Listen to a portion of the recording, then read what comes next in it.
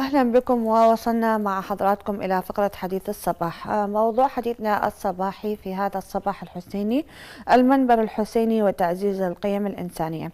يمكن أغلبنا يعرف أنه أول منبر حسيني للإسلام الحقيقي، لأن الإسلام الأموي كانت هناك منابر يجتمع عليها الإمام علي عليه السلام، يصدر للعالم أو للمتلقي أو للجالسين أو للجمهور إذا صح القول إسلام بعيد عن الإسلام الصحيح. وهذا أخطر من الجبهات المعادية للإسلام، لأن الجبهات المعادية احنا نعرفها شكلا وصورة ونداء وتوجها واستراتيجية، لكن عندما يكون بصبغة الإسلام نداء نفاق، نداء يسبق كل الجرائم والفساد السياسي والمالي والاقتصادي وغيرها وإهانة كرامة الإنسان بصبغة الإسلام، هذا هو عداء كبير، يعني يحتاج إلى جهد لكي تنهض الأمة وتواجه هذا العداء وتنتصر عليه. كان أول منبر حسيني أقيم بعد استشهاد الإمام الحسين عليه السلام هو المنبر الذي اعتلاه إمام زمانه بعد استشهاد أبيه الإمام الحسين عليه السلام، الإمام السجاد عليه السلام، وطلب من يزيد قائلا: ائذن لي أن أصعد هذه الأعواد. ولم يقل المنبر، لأن منبر رسول الله محمد صلى الله عليه وآله وسلم لا يشتم عليه علي بن أبي طالب عليه السلام وذريته، بل من بالغ من نقول منبر رسول الله لا يشتم عليه إنسان. منبر رسول الله يعزز القيم الإنسانية الحقة منذ ذلك الحين، كما أراد الإمام السجاد عليه السلام أن يتمم الرسالة الحسينية إلى يومنا هذا وإلى أن يشاء الله رب العالمين. صورة بناء شخصية الإنسان وعلاقة الإنسان مع أخيه الإنسان واحدة من القيم الإنسانية التي حرص المنبر الحسيني إلى يومنا هذا وإلى أن يشاء الله رب العالمين أن تكون حاضرة في ذهن السامع أو المتلقي أو الشارع. إذن المنبر الحسيني وتعزيز القيم الإنسانية هو موضوعنا لهذا الصباح. أرحب بكم وبضيفي الكريم الخطيب الحسيني السيد محمد شبار، رئيس مؤسسة فجر الولاية الثقافية. السلام عليكم ورحمة الله وبركاته. عليكم السلام ورحمة الله تعالى وبركاته. عظم الله أجورنا وأجوركم بمصاب الحسيني عليه السلام. ولنا ولكم الأجر. سيدنا، خلينا نبدي بمقدمة. هل صحيح ما يشاع أن المجتمع العراقي يعتبر من المجتمعات القوية العلاقة بينها وبين المنبر؟ ما نستثني باقي الموالين في المنطقة، لكن هناك نظرة ربما تكون قديمة ولأصالة هذا المنبر في العراق، لوجود العتبات المقدسة أكثر من عتبة مقدسة شريفة في العراق، ولأسباب أخرى. هناك نظرة وصورة احنا يعني لدينا ولدى الآخر أنه المجتمع العراقي علاقته بالمنبر علاقة قديمة وأصيلة، علاقة قوية بصورة عامة بغض النظر عن الثقافات واختلاف الفروق الفردية في الثقافة، في الوجهة، في تلقي الرسالة المنبرية. بسم الله الرحمن الرحيم، وصلى الله على محمد وعلى آله وصحبه أجمعين. عظم الله أجورنا وأجوركم بهذا المصاب، وأسأل الله سبحانه وتعالى لكم التوفيق ولقناتكم المباركة، وشكرا جزيلا على هذه الحلقة التي تختص بالمنبر الحسيني والتي نحتاج إليها الآن في الإعلام الشيعي، إذا إن صح التعبير طبعا. نعم، احنا نوجه الشكر لحضرتكم سيدنا. الله يحفظكم، لتلبية الشكر الدعوة موصول لكم طبعا. أقتبس من الخطيب السيد عبد الزهر الحسيني رحمة الله عليه هذا الكلام. نعم. الذي نصه أن المنبر الحسيني هو سر من أسرار النهضة الحسينية، والمجالس الحسينية مدارس سيارة قديما وحديثا مع اختلاف وتباين الأدوات. نعم. ومنها أخذوا أي الناس أصول العقائد ومعالم الدين وأحكام الشرع، وهي التي غذتهم العزة والاستماتة في سبيل الحق. وأيضا كلام للكاتب الأمريكي المعروف مونيكا البرايز. نعم. الذي يقول: الشيعة لا زالوا بفاعلية وحركة تقاوم المخططات الغربية دون بقية المسلمين، وإن نداءات يا حسين ألهبت الشارع الجماهيري الشيعي، والشيعة تمثل القطاع الحي والنابض في العالم الإسلامي، وهم أتباع أهل البيت وسيد الشهداء صلوات الله وسلامه عليهم أجمعين. من هنا نجد أن المنبر تأسس في نفس أيام مقتل الإمام الحسين، في مثل هكذا أيام. نعم. أسسه كما تفضلتي جنابك الكريم الإمام السجاد صلوات الله وسلامه عليه. نعم. وقال يا يزيد أتأذن لي بأن أرتقي هذه الأعواد، ولم يقل منبر. نعم. لأن المنبر في الحقيقة هو عبارة عن خشب لا قيمة له. نعم.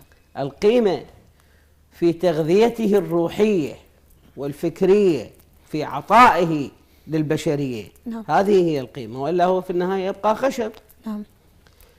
أتأذن لي بأن أرتقي هذه الأعواد، ثم علل لأقول كلام فيه لله رضا، أحسنتم. ولهؤلاء الجلساء أجر وثواب. نعم. وصلاح. المنبر الحسيني هنا في مجلس قاتل الحسين عليه السلام يزيد لعنة الله عليه تأسس، وكان للمرة الأولى لما ارتقى الإمام السجاد أعطانا أولويات المنبر، حمد الله وأثنى عليه. نعم. وذكر النبي فصلى عليه في كلام طويل، ثم عرف الناس. نعم. بمظلومية أهل البيت صلوات الله وسلامه عليهم. نعم. أجمعين، وتلك الملحمة الإنسانية التي جرت في كربلاء، والتي لم يمر علينا في التاريخ أبشع منها. نعم. وبدأ يبين معالم الدين وقيمة أهل البيت وحجيتهم. نعم. وحجيتهم على العباد، إلى أن ضج الناس بالبكاء والعميل، لأنه الناس ما كانت تعرف في الشام. نعم. ما كانت تعرف قيمة أهل البيت. نعم. صلوات الله وسلامه، بسبب التضليل الإعلامي الكبير من قبل السلطات الحاكمة آنذاك من معاوية. نعم. من بعده يزيد لعنة الله عليهم. نعم. وعلى أعدائهم. أحسنتم. سيدنا، هذا الخطاب السجادي يمكن يوضح أن الأعمدة البارزة للمنبر الحسيني لله فيها رضا وللناس فيها صلاح. عندما يعتلي الخطيب المنبر ويكون الخطاب بهذه الروحية، هذه واحدة من أهم الأهداف تحققت. خلينا نتطرق إلى العلاقة بين الخطيب والجمهور. مو يسموهم جمهور؟ أحسن. نعم، أحسن الله عليكم. خلينا نبدي في حدود المنطقة السكنية بهذا الزمن. احنا تعرف سيدنا، جدتي حقبة زمنية ما ممكن أن تكون علاقة تواصلية مباشرة بين الخطيب وبين الجمهور، خصوصا في زمن النظام البعثي المباد. يعني كان إن توافقوا الناس أن يحضرون المحاضرة الحسينية، أو إن استطاعوا في ظل هذه الأجواء القمعية، إذا ما استطاعوا المحاضرات يسمعوها عن طريق الكاسيت. يعني كانوا أهالينا يسمعون محاضرات الدكتور أحمد الوائلي وغيرهم وخفية. فهذا ولد نوع من، يعني اكو مساحة بين الخطيب المنبري والجمهور ما يقدر يتواصل وياهم. أكيد. لكن اليوم خلينا نتحدث عن هذه العلاقة. شلون هي العلاقة بين الخطيب المنبري وأهل المنطقة السكنية؟ أولا كونه خطيب. كوني خطيب. أولا المنبر، يعني في تجاربنا مع المنبر هو سر خلود الثورة الحسينية. نعم. ليش؟ لأنه في الحقيقة ينقل فلسفة وفكر وأهداف الإمام الحسين عليه السلام. نعم. فلسفة هذه الثورة الإنسانية والملحمة الإنسانية الخالدة. نعم. المنبر يمثل وزارة الإعلام والثقافة. نعم. وزارتان وليس وزارة. نعم. بالنسبة للقضية الحسينية. أحسنتم. وإيصال صوت أهل البيت ومعالم الدين وأحكام الشرع إلى الناس. نعم. الخطيب قبل في زمن الحكام الطغاة، لأنه المنبر الحسيني يقض مضاجعهم. أحسنت. نعم. أن يغذي الإنسان باقي الناس أو باقي المسلمين بهذا. نعم. الفكر الثوري. هذا خطر على السلطات. نعم. الجائرة والظالمة والتي لا تمت إلى الدين بصلة لا من قريب ولا من بعيد. نعم. أي. فاليوم عندنا انفتاح. اليوم الخطيب مو بس علاقته بأهل المنطقة. احنا بدينا من هذا وراح نكمل. أي. نعم. الخطيب اليوم عندنا ما شاء الله فضائيات، نعم، عندنا وسائل التواصل السوشيال الاجتماعي، ميديا، نعم، البث المباشر نعم، من خلالها طبعا، عندنا تصوير، كل واحد لازم موبايل ويصور وينشر وكذا ويحتفظ به كأرشيف. نعم. فالحمد لله والشكر لله، هذا العلم اليوم استفادينا منه. نعم. في إيصال رسالة المنبر الحسيني. نعم. اللي قصدته بالمنطقة السكنية، احنا من نبدي أي حالة نريد يعني نخضعها لعملية تقويم، نحصر منطقة معينة، أصغر منطقة، بعدين إلى الحلقات الأوسع. أحسنتي. أحسن الله عليكم. فقصدت بالعلاقة بين الخطيب المنبري والمنطقة السكنية، من يجي يشوف الخطيب الحسيني التأثير الإيجابي، ولو بشخص، ولو بطفل، ولو بامرأة سمعت المحاضرة عن طريق التليفون، ولو بتنظيف شارع، ولو بإصلاح كف أذى داخل منطقته، هذا مو قياس المعدل الاستجابة لكلامه؟ أكيد. نعم. أكيد قياس. المنبر الحسيني يؤكد على أمور كثيرة، منها مثلا احنا اليوم الحداثة تتطلب من عندنا الشياكة والأناقة. نعم. مو احنا بعصر الصورة، بعصر شئنا أم أبينا. يعني المنبر الحسيني يتطرق لهذه القضية مثلا في زمن العولمة الآن. نعم. مثلا نعم. الخطيب يبدأ: تنظفوا فإن الإسلام نظيف. نعم. يحث على النظافة، نظافة الملبس، وبعدين يرجع راح يدخل بالشرح بالبحث ماله أنه رسول الله صلى الله عليه وآله. كمثال هذا أنا جبته. نعم. كمثال كان يطيب ويدهن شعره. نعم. وينظر مو هذا الشكل اللي نشوفه الدشداشه القصيره واللحيه الطويله، ماكو هيك شيء. من خرج لاصحابه فليكون ينظرون ما يحبونه منه. احسنتم. زين. يطلع لهم انيق معطر مرتب داهن شعره، خلينا نقول تعبير نازك. نعم. الاسلام نعم يحث اذن على الاناقه والشياكه والترتيب. نعم. راح يدخل في بحث. نعم. هذا راح يبين للناس هذا امر دنيوي لو ديني، لا هذا امر دنيوي. نعم. زين.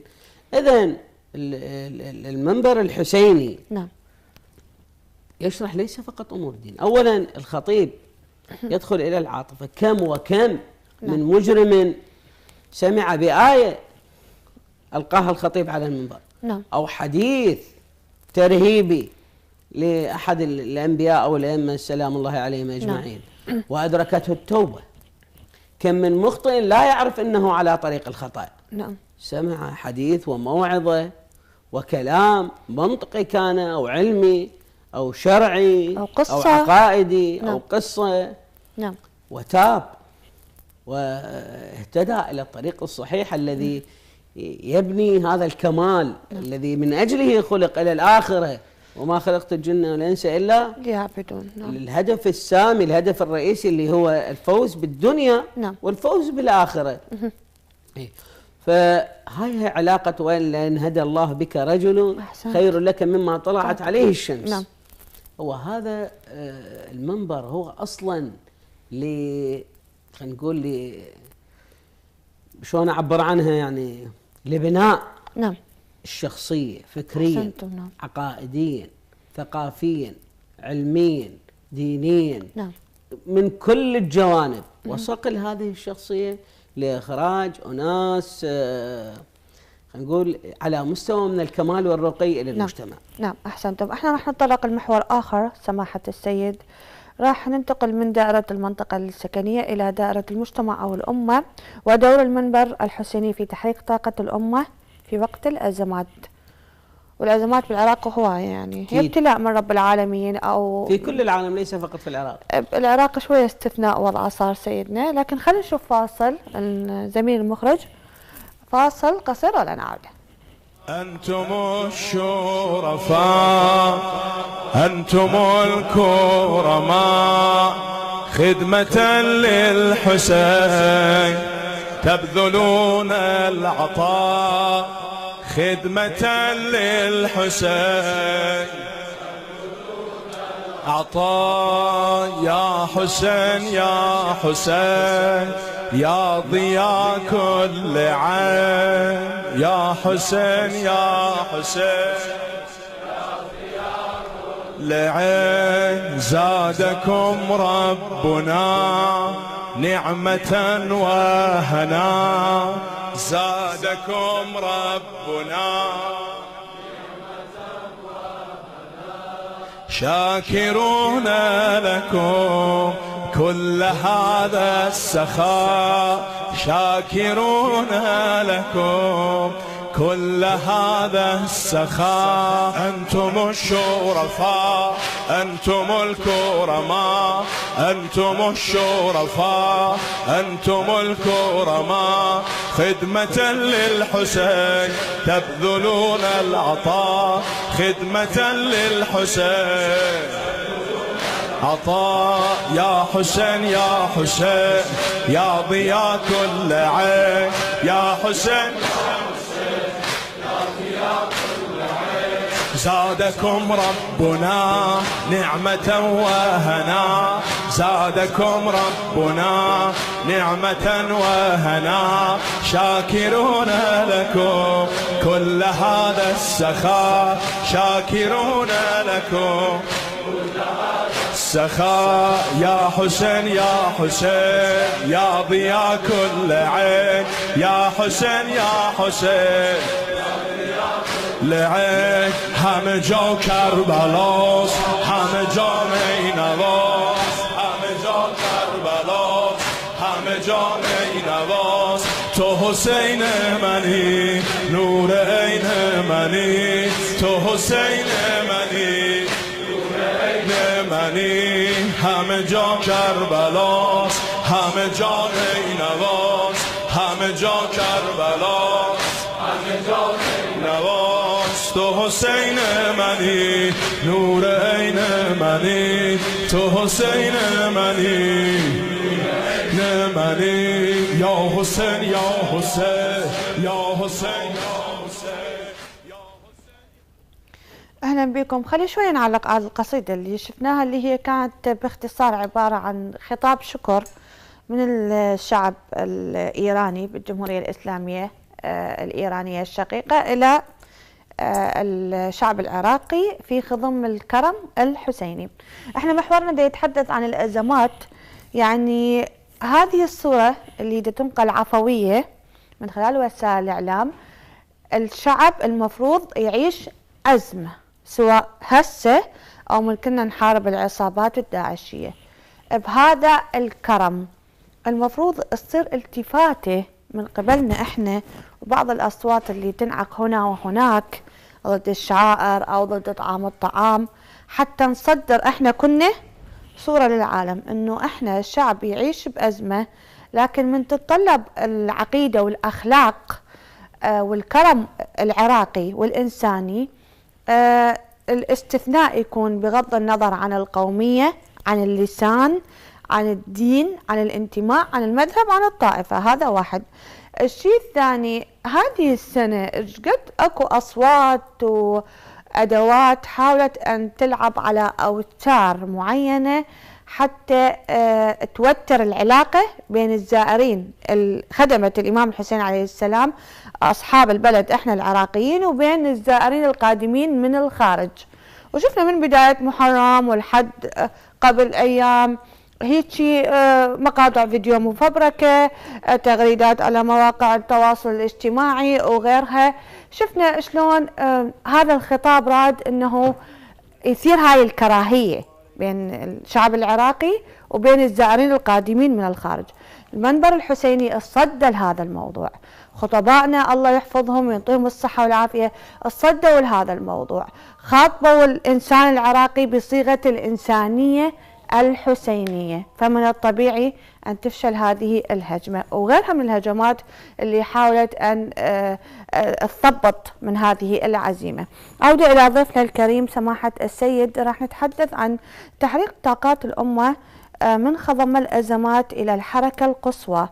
بالنسبة للمنبر الحسيني، شلون تتبنون هذا الخطاب الحسيني في أيام الأزمات؟ شلون يكون شكل ونوعية والله هو الخطاب؟ كان وما زال وسيبقى المنبر الحسيني هو قائد لحلول الأزمات. وأبسط دليل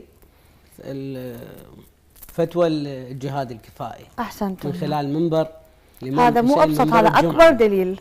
أحسنتم. نعم. لا يعني هذا واضح للعيان، نعم. للداني والقاصي كما نعم. يعبرون. نعم. المنبر الحسيني هو منبر أولا وأخيرا هو منبر إصلاح، لأن الإمام الحسين سلام الله عليه احنا قلنا هو ممثل الإمام الحسين عليه السلام. نعم. الخطيب هو ممثل، فضلا عن كونه رابط بين الحوزة إذا صح التعبير والناس. أحسنتم. حلقة نعم. الوصل هو نعم. بين عوام الناس نعم. وبين الحوزة الشريفة. نعم. الإمام الحسين ماذا قال؟ قال إنما خرجت، إنما أداة حصر، نعم.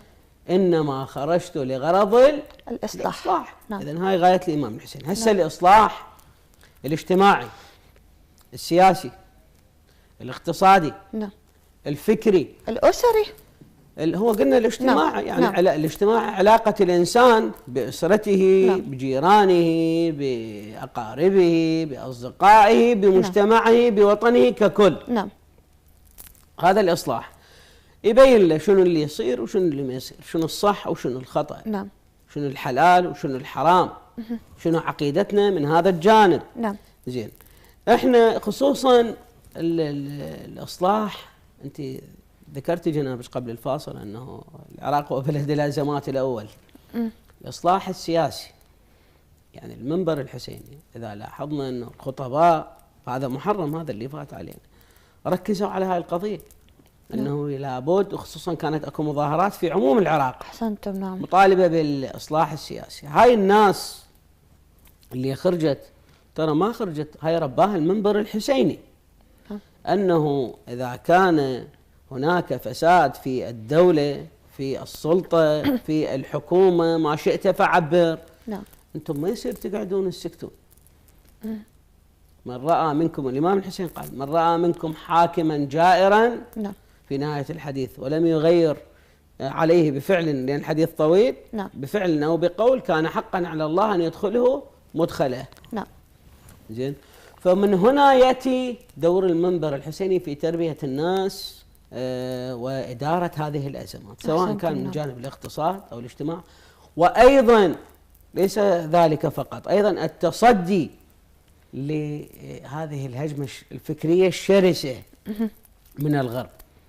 نعم. هذا خصوصا احنا حكينا قبل شوية بهذا الانفتاح والعولمة ودخول مواقع التواصل، الانترنت بصورة عامة. نعم. هاي الشبكة الدولية العنكبوتية والفضائيات، وكثير كثير كثير من الحداثة دخلت. نعم. إلى العراق. فهذا من خلاله يردون يغزون غزو فكري. نعم. لكن المنبر الحسيني، والمنبر الحسيني بالذات، نعم، أولا وبالذات كما يقولون، هو الذي حافظ على الأصالة الفكرية والعقائدية. نعم. والاجتماعية. زين، وحارب هذه الظواهر المنحرفة والغزو. نعم. الفكري المنحرف. نعم. أيضا سيدنا، على ذكر الغزو الفكري، يعني راح أسأل سؤال مختصر. بظل هذا الغزو، يعني قبل كان البيت يربي الأم والأب، من يقولون هذا الشيء حرام خلاص ما نناقش، ما نشوف شيء ضد يجذبنا. اليوم الجيل غير. أحسنتم. الطفل، المراهق، أحسن الله إليكم، الشباب، الأب والأم يوجهون، الإنترنت احتمال خطاب من الخطابات يقول غير شكل، الأصدقاء يقولون غير شكل، الفضائيات تقول غير بعض شكل، بعض القنوات الإعلامية المواد اللي تبثها غير شكل. طيب أنا أسأل حضرتك سؤال سماحة السيد، اليوم المنبر الحسيني شلون يجذب الشباب؟ هو المنبر الحسيني بالمناسبة هو يكون مدخل إلى الناس من خلال العاطفة. نعم. ومن خلال طمع الناس في الأجر والثواب، لأن أهل البيت صلوات الله وسلامه عليه يعني ألحوا إلحاحا شديدا في حضور مجالس الحسين وزيارة الحسين عليه السلام. نعم. ليش؟ لأنه يعرفون أنه صلاح شيعتهم تحت المنبر الحسين. أحيوا أمرنا. نعم. رحم الله امرئ أحيا أمرنا. نعم. من جلس في مجلس، حديث آخر، يحيي فيه أمرنا لم يمت قلبه يوم تموت القلوب. تموت القلوب مو في الآخرة، في الدنيا تموت. نعم. القلوب. نعم. بسبب الأدران والذنوب. نعم. إلحاح أهل البيت صلوات الله وسلامه عليهم في حضور هذا المجلس الحسيني. نعم. الناس هسه أكثر الناس من تروح للمجلس الحسيني، طبعا مو أحكي عن النخب والطبقة المثقفة. نعم. من الشيعة، لا، بسطاء الناس. يروح أولا مواساة لأهل البيت. نعم. طمعا في الأجر والثواب الموجود في هذا المجلس. نعم. تحت هذا المنبر الشريف. المنبر الحسيني لا يتلخص فقط في الخطيب، هناك خطيب وهناك شاعر وهناك رادود. نعم. احنا نوصل اشكال الصور الى اللي يريدها الامام الحسين، يريدها توصل للناس عن طريق هؤلاء الخطيب والرادود والشاعر والفيلسوف المفكرين. نعم. اليوم المنبر الحسيني ما يحصر بشخص معين. نعم. هذا من باب اخر تعاطف الناس، لان كربلاء عبره وعبره. نعم. اليوم الانسان اذا يحب واحد، أنا أحب هذا الشخص، أسمع منه سواء كلامه كان صح أو خطأ. نعم. أسمع منه، بعدين إذا أكو خطأ أناقشه، أقول له هذا خطأ وكذا. بس المهم أنا أستقبل منه. نعم. إذا بيني وبينه حواجز نفسية وما أحب هذا الشخص، ما أسمع منه. نعم. هو مو أحكي على نفسي، أحكي على الطبيعة نعم. الإنسانية. نعم. وعين الرضا فعلا. وعين الرضا نعم. عن كل عيب كليلة، لكن عين السخط تبدي المساوية. نعم. زين، الانسان لما تحبه تسمع منه وتتغاضى عن اخطائه. نعم. ان كانت بسيطه او كبيره. محل الشاهد من الكلام حتى ما اطول بالجواب، خير الكلام ما قل ودل. الناس من تجي لهذه الامور اولا وبالذات. نعم. طمعا بمواساة لاهل البيت، طمعا في الاجر والثواب. نعم. وبعدين لفهم امور دنياها ودينها. نعم. لان المنبر الحسيني هو منبر دين ودنيا. نعم. تفضلوا. يعني أريد إضافة، أضيف يمكن. ذكرت حضرتك موضوع العاطفة، أنا سألتك على الشباب. اليوم إذا سمع الشاب عن طريق مقطع، يعني خلينا نقول 10 ثواني، يعني ما عجبه يروح للمحاضرة، أنه الخطيب الفلاني دا يدافع عن حقوق الشباب، دا ينادي بإنقاذ الشباب، بتوفير فرص عمل، بتزويج، بإحقاق حقوق فئة، طلبة الجامعات، حملة الشهادات وغيرها. وهذا جزء من الإصلاح اللي ذكرت حضرتك، مو هيك؟ نعم. إلى أي مدى هذا يجذب الشاب حتى يروح يحضر المنبر، حتى يفهم باقي الأمور اللي ينادي بها المنبر؟ احنا بعد ما نخلي فد أمور جذابة على المنبر، يعني من خلال الكلام وكذا. هو الشاب له حقوق وعليه واجبات. نعم. يجب أن يذكر هذا على المنبر. نعم. حتى نحافظ عليه من الانحراف، لأنه الشاب أولا عقله، القرآن يقول بسم الله الرحمن الرحيم: فلما بلغ أشده وبلغ 40 سنة. نعم. زين، هناك تمام العقل بال40 سنة. هذا بعد خلينا نقول غر، بعد طينة. نعم. شلون ما يريدها المقابل يسويها يصوغها.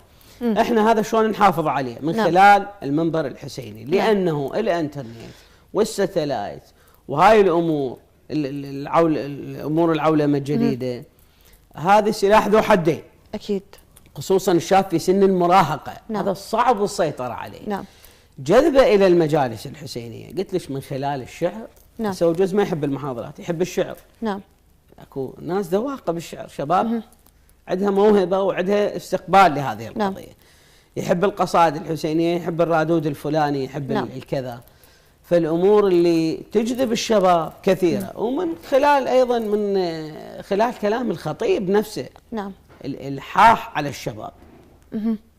لانه انت الكبير بعد هو هذا انسان ناضج وفاهم ودارك الحياه ومر عليه التجارب، لكن نعم. العبره وين؟ في الشباب الذين هم عماد الوطن وبناء المستقبل. سيدنا دائما الشارع، يعني اكو هسه هم صوره رادوا الاعداء يصدروها، وللاسف ما نقدر نقول نجحت 100%، لكن البعض انجرف وراها، عن رجال الدين. يعني وطبعا هذا غلط. احنا رجال الدين عندنا مرجعيتنا الرشيده انقذت العراق من بحور من الدماء. احسن الله عليكم. الامام الخميني قدس الله سره يقول: كل ما لدينا من عاشوراء. احسنتم. أكبر ثورة إسلامية بحتة بالمنطقة بذلك الزمن والسلمية قادتها مجالس الإمام الحسين عليه السلام. رجال الدين قاتلوا مع أبطال الحشد الشعبي. هذه العمامة اللي اليوم البعض فلان كذا يسوي خلي يسوي، هو أحسن من العمامة. هذا المقياس واستفاد منهم الكثيرون. الغلط. أي نعم للأسف. وإحنا دورنا أيضا يعني على عاتقنا وعاتقكم دور كبير في، ما نقول نصحح الصورة، الصورة صحيحة لكن نقلها. دائما وين المنبر؟ وين المرجعية؟ ترى المنبر مو جهة مشرعة، المنبر مو ناقل فتوى ليس مفتي. نعم، يعني سؤالي سماحة السيد بالمقابل، خلينا نسمع الرأي الآخر. المنبر شو يريد من الشارع؟ الشارع كل شيء يريد من المنبر، بس المنبر اختصاصه خط واحد، لكن المنبر اليوم حتى يؤدي مهمته بصورة صحيحة شو يخاطب الشارع؟ شو يطلب منه؟ والله هو سؤاله إجابته جدا طويلة، لأنه يقول لولا الأذواق لبارت السلع. نعم. أكو ناس طبقة مثقفة تريد من المنبر أن يتكلم كلام علمي. نعم. مو اليوم المنبر طبعا هي بالمناسبة هو أنا عندي جواب لبداية كلامك. نعم. اليوم أكو المؤسسات الاستخبارية الأمريكية نزلت كتاب، اسم هذا الكتاب مثل ما ناقله أنا هنا كتاب التخطيط لرسم منظومة معلومات حول عقيدة الشيعة. مختصر هذا الكتاب. نعم. يقول كل المسلمين تقريبا أو أغلبهم ذابوا في الثقافة الغربية، أصبحوا غربيين من حيث لا يعلمون، أصبحوا يقلدون الغرب تقليدا أعمى. نعم. إلا الشيعة، وذلك بسبب تمسكهم بالحسين عليه السلام. نعم. وبالمنبر والمجالس الحسينية والزيارات. نعم.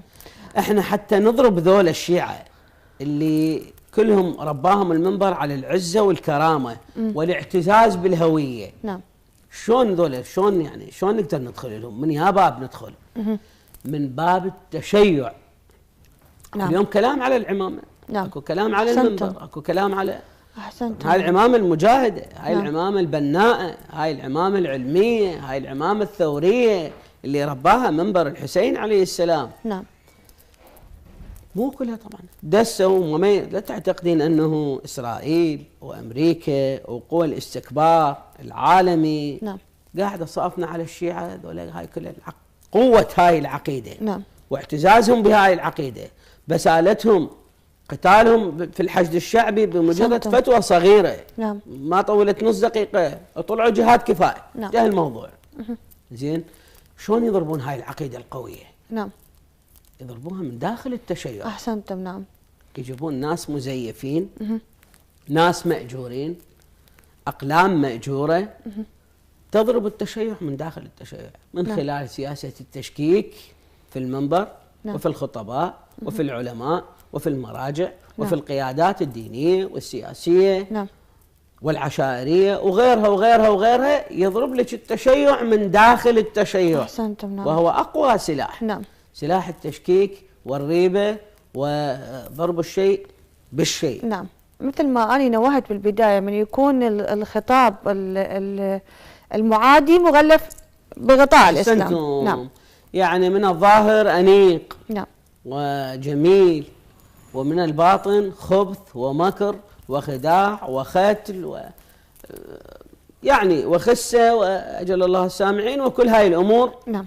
التي يتصف بها الغرب والذين لا يريدون خيرا لا للإسلام ولا للمسلمين. نعم. احنا في ختام لقائنا المبارك مع حضراتكم سماحة السيد الخطيب الحسيني محمد شبر رئيس مؤسسة فجر الولاية الثقافية.